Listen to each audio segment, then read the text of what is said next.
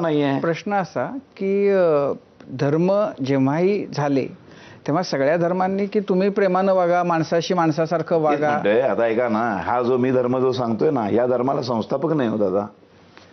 या धर्माला रूल नाही आहेत, या धर्माला कुठली घटना नाही, या धर्माला कुठलं संविधान नाही. ह्या धर्मामध्ये तुम्ही 3 घंटा वाजवल्या देवाळात जाऊन तरच तुम्ही हिंदू, काहीच नाही आहे. अहो सगळ्यात ब्युटिफुल काय माहितीये, 100% नास्तिक होण्याची परवानगी आहे.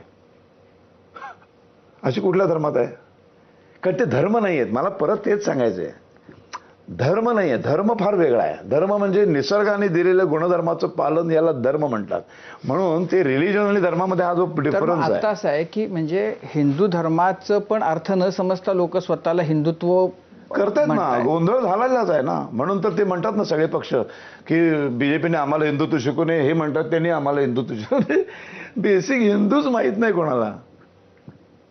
मी द्वेष माझ्या नसतच नाहीये. मी कधी कुठल्या हिंदू राजाने एक मशीद पाडून देऊळ बांधलंय, एक उदाहरण आहे असं नाही. देऊळ पाडून मशीद बांधली, ती मशीद पाडून देऊळ बांधलं, परत पूर्व देऊळ आणलं, हा भाग वेगळा. पण गेलो मी आणि माझा सिद्ध असे करण्यासाठी एक चर्च पाडून टाकलं. माझे जबरदस्तीने मी कोणाला तरी बंदूक लावली आणि हिंदू हो म्हणून त्याचं कन्व्हर्शन केलं, कधीच नाही.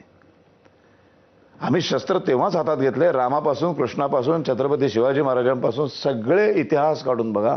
शस्त्र हिंदूंनी तेव्हाच हातात घेतले जेव्हा परकीय आक्रमणाला तोंड देण्यासाठी, स्वतःचा जीव वाचवण्यासाठी, स्वसंरक्षणासाठी. धर्मच माहीत नाही आम्हाला.